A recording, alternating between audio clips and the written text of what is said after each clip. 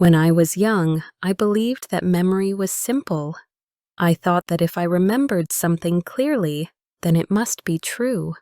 I believed that time could not change the past, but now that I am older, I understand that memory is like water. It moves, it changes, and sometimes it disappears before we notice.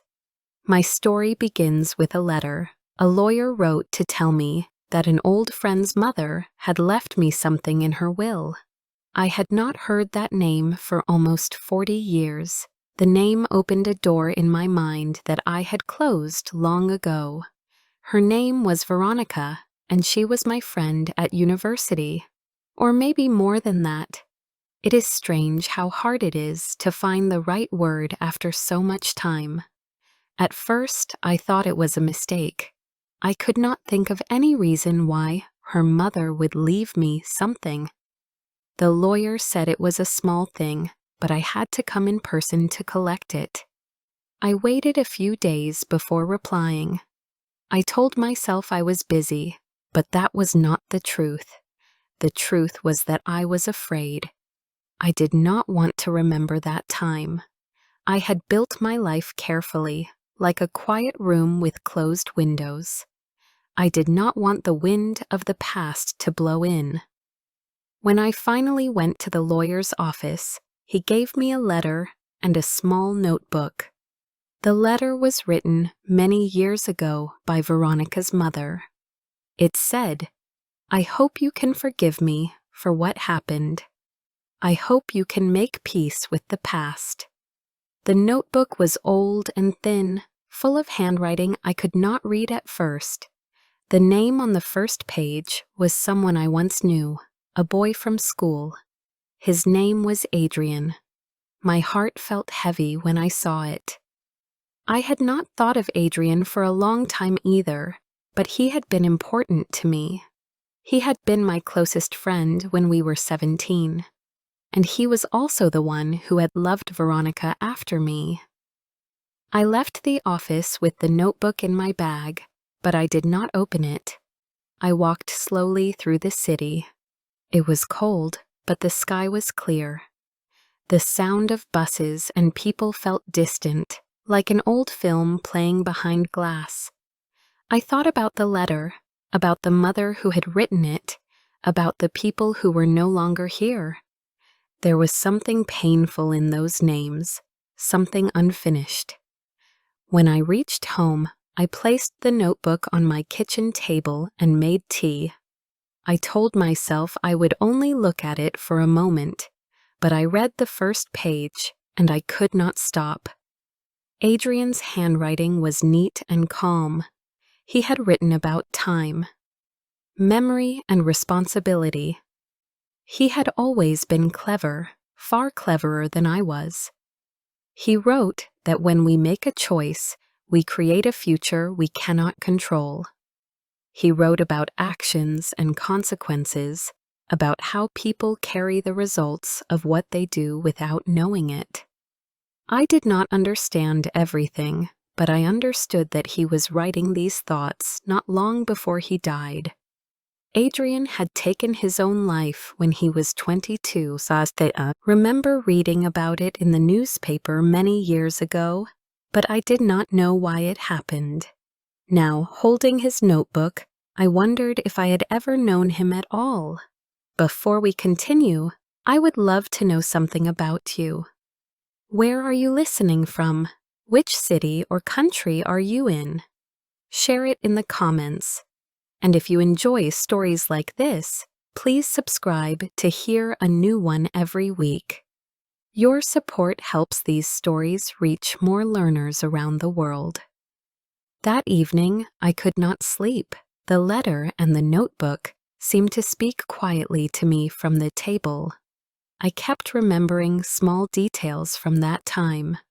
I remembered the smell of coffee in the university cafe.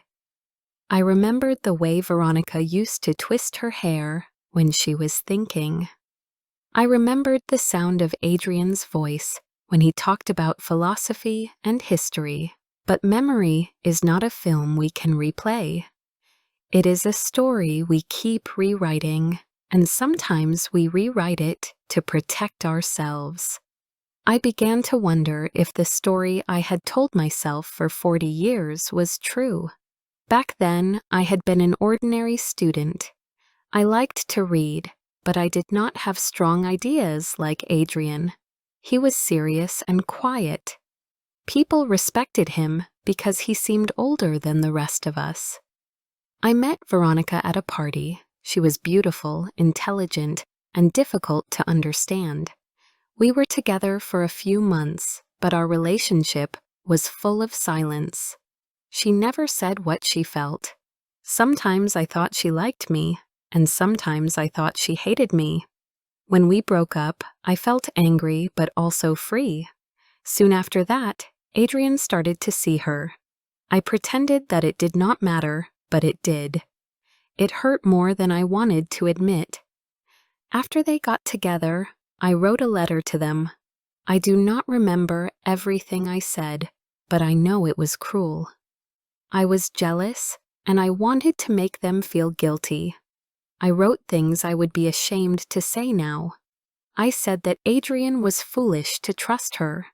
I said things about Veronica that were unfair and unkind. I never saw either of them again after that. A few months later, I read in the paper that Adrian was dead. It said he had taken his own life in his small flat. Nobody knew why. For years, I told myself that it was nothing to do with me. I said he was a deep thinker, that maybe he was too sensitive for this world. I never told anyone about my letter. It became one of those memories that sleep quietly at the bottom of your mind, waiting for time to pass. And time did pass. I got married, had a daughter, got divorced, worked, retired. Life moved on in calm and ordinary ways. Until now. Now, 40 years later, that letter had returned to me through someone else's kindness or guilt. It felt as if the past had decided to visit, to ask me what I had done with it. The strange thing was that Veronica was still alive. I learned it from the lawyer. She was the one who had refused to give me the notebook at first. I was told she had kept it for years. I wondered why she had not sent it earlier, or why she had kept it at all. Did she still think of me? Did she still blame me for something I had forgotten? The next week, I wrote to her. I said I hoped she was well.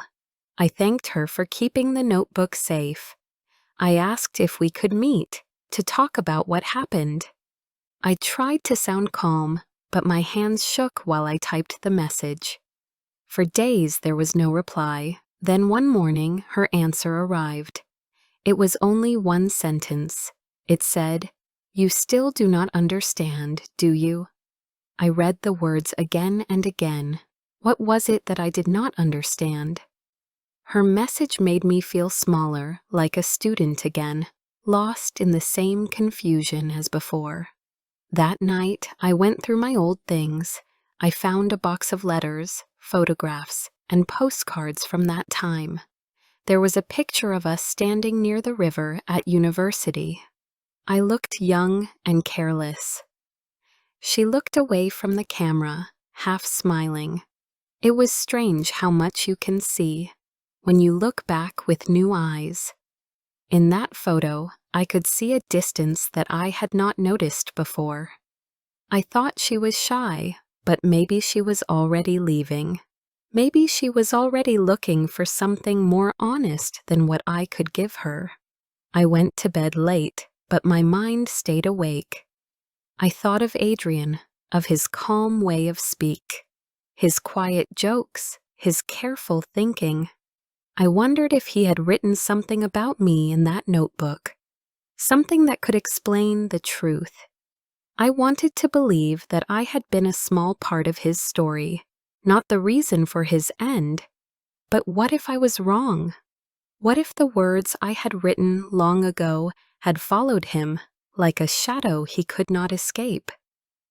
The next morning, I looked out of the window and saw the city waking up. People walked quickly to work, buses moved through the streets, and the air was full of sound. Everything looked normal, but I felt something had changed. It was as if the ground under my life was moving quietly. I did not know where this road was leading me, but I knew I could not stop walking now. The letter had begun something, and there was no way to go back. Before I continue with the story, please like, subscribe, share, and tell me in the comments where you are listening from. Your support means a lot. Now, let's continue. After I received Veronica's short message, I could not think about anything else. I kept repeating her words in my mind. She said that I did not understand. What was it that I had failed to see? I believed I knew that time in my life quite well. But her message made me realize that I had only remembered what I wanted to remember. Perhaps my story had always been one-sided. Perhaps I had been protecting myself from something harder to face. I decided that I had to see her. I wrote another message. I told her I was sorry if my first one had upset her. I said I only wanted to talk and understand what had really happened. I added that I hoped we could meet for coffee, just once. Then I waited. This time, she replied the next day. She said yes, we could meet. She gave me a time and a place. It was a small cafe not far from where she lived. I felt both nervous and relieved. I did not know what I was walking toward, but I knew it was something I had been avoiding all my life. On the day of our meeting, I arrived early. The cafe was quiet, with soft music and the smell of warm bread. I sat at a corner table near the window. When she came in, I recognized her immediately, even after 40 years. She looked older, of course, but there was still something sharp and clear in her face. She carried herself with the same quiet strength I remembered. She saw me, gave a small nod, and came to sit down. I tried to smile, but it felt uncertain. We greeted each other politely. For a few minutes, we spoke about small things, about the weather, about where we were living now. It felt strange to talk in such simple ways after so many years of silence. Then I mentioned the notebook. I thanked her again for keeping it safe. She looked at me for a moment before speaking. She said that it had not been hers to keep, that it had come to her through her mother, and that she had thought many times about destroying it. I asked her why she had not. She said that something stopped her each time. Then she added that the notebook did not belong to me anymore either. It belonged to the truth, and that was not easy for anyone to carry. I did not know what to say. She took a small envelope from her bag and placed it on the table. She said that it was a copy of something from Adrian's notebook. Then she stood up and said she had to go. I asked if we could meet again.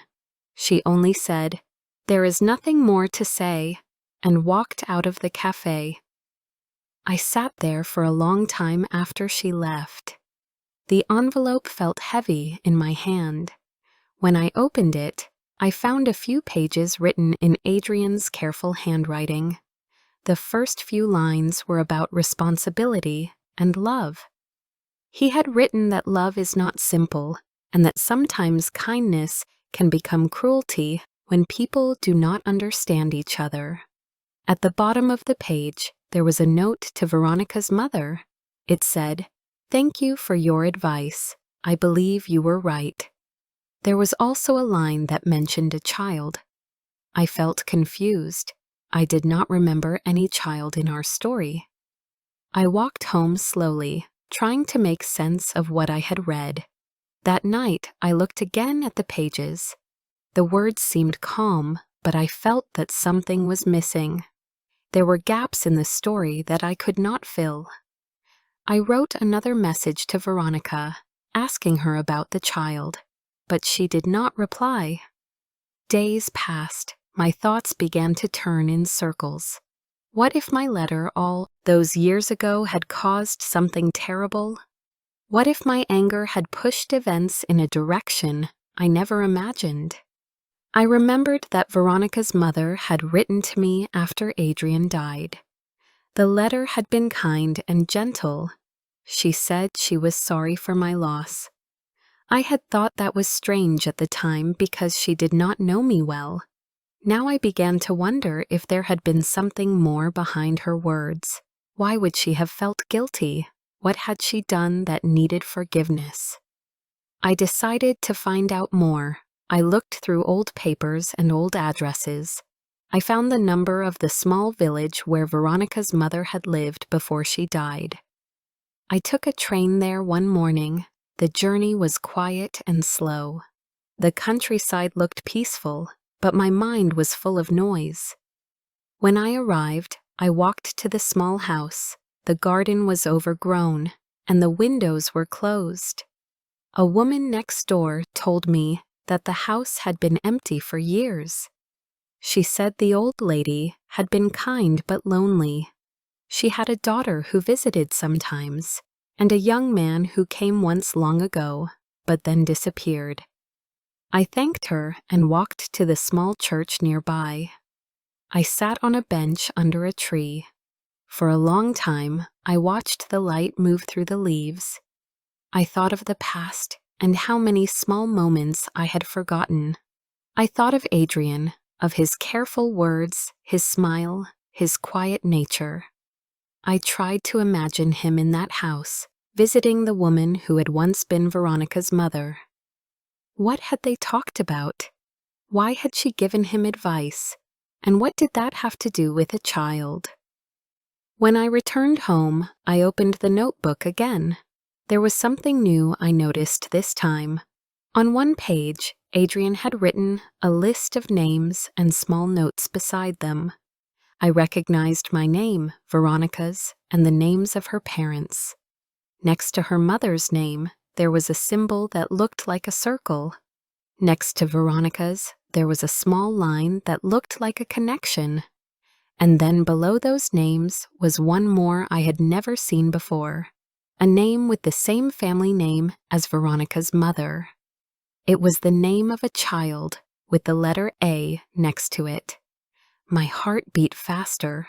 I began to search online for that name. It took time, but I found a small local record. There was a person with that name living in a care home not far from the city. I hesitated before doing anything, but then I thought about how far I had already gone. I wanted to understand. I needed to understand. So I called the care home and asked if I could visit. They said yes. The next day I went. The care home was a quiet place with a large garden. The air smelled of flowers and cleaning soap.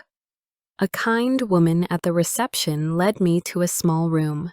Inside, there was a man sitting by the window. He looked about 40, but his face was gentle, almost childlike. He smiled when he saw me. His eyes were calm and bright. I said hello and told him my name. He said his name softly. It was the same as the one in the notebook. We talked for a while. His voice was simple and clear. He told me that he liked drawing and that he sometimes met a woman who visited him. Her name was Veronica. When I heard that, I felt something cold inside. I asked how long he had known her. He said she had been visiting him for many years. I asked if she was his mother, but he said no. Then he looked at me carefully and said, "She is my sister." I did not know how to respond. I smiled and thanked him for talking to me. When I left, my hands were shaking. I stood outside the care home, feeling the weight of everything that had suddenly made sense. The child in the notebook was real. Adrian had not only written about life and philosophy, He had written about this young man, and if he was Veronica's half-brother, then her mother must have had a child late in life. And if Adrian's name was connected to that child, then the truth was darker than I had imagined. On the way home, my mind would not stop turning. I thought of my angry letter from long ago, the one that told Adrian not to trust Veronica or her family. I had written it out of jealousy, but what if that letter had pushed him toward her mother instead? What if that connection had led to everything that followed? The thought made me sick. I tried to tell myself that I could not have known, that I was young and foolish. But I also knew that words have power even when we do not mean them to. That night I sat at my table again, the notebook open in front of me. The pages looked different now. I could see what they were hiding. I could feel the silence between each line. I realized that understanding the past is not about remembering facts. It is about accepting that memory changes shape each time we look at it. It is about seeing ourselves honestly in the mirror of what we once did. I felt tired but awake. There was one thing left to do. I had to speak to Veronica one last time. The next morning, I woke early and could not go back to sleep. The sky outside was pale and quiet, and the city was still half asleep. I sat at the kitchen table and thought about what I had learned. It was strange to know something that changed the shape of my past so completely. I thought I had understood my life, but now I felt like a visitor inside it. I thought about Adrian, about the choices he made, and the silence that followed. I thought about Veronica and the years she had spent carrying this secret alone. Most of all, I thought about my own part in it, about how careless words can live longer than we ever imagine. I decided that I would write to Veronica one more time. I wanted to tell her that I finally understood. I wanted her to know that I was sorry, not for what I remembered, but for what I had refused to remember. I told her that I had met the man, her brother, and that I now saw what had happened.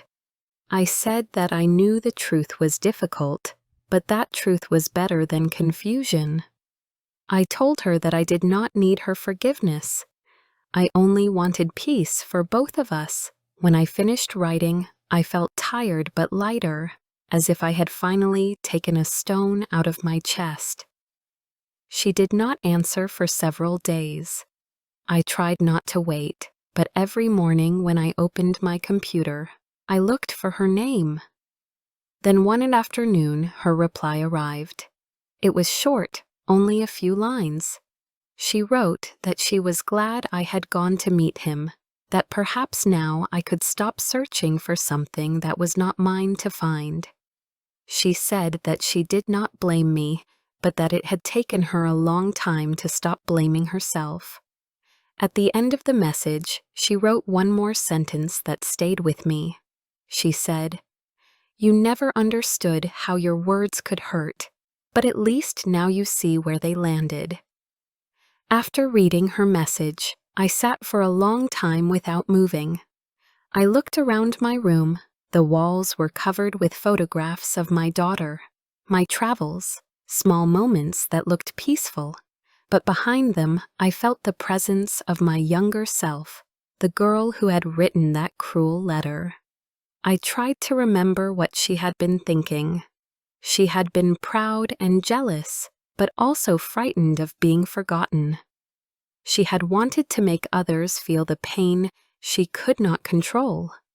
She had believed that her feelings gave her the right to judge. Now, so many years later, I could see how small and selfish she had been. Yet I could not hate her, because she was still a part of me. That evening, I went for a walk by the river. The air was cool, and the sun was beginning to set. The light reflected on the water like moving glass. I passed a group of students sitting on the grass. laughing and playing music. For a moment, I felt as if I could see myself among them, the girl I once was, full of hope and confusion. Time does not take away the past, it only hides it for a while. When it returns, it brings both pain and understanding. I watched the water flow and thought that maybe life is the same. We keep moving forward, but everything we once were moves quietly inside us. Over the next few weeks, I started reading Adrian's notebook again. This time, I read it slowly, one page each day. I wanted to understand not only his words, but his silence. I began to see that his writing was not about death, but about clarity. He had been trying to make sense of life, to find order in the confusion of love and responsibility. He had not written out of despair, but out of a deep wish to be honest with himself. I began to feel a kind of peace when I read his sentences. They no longer frightened me.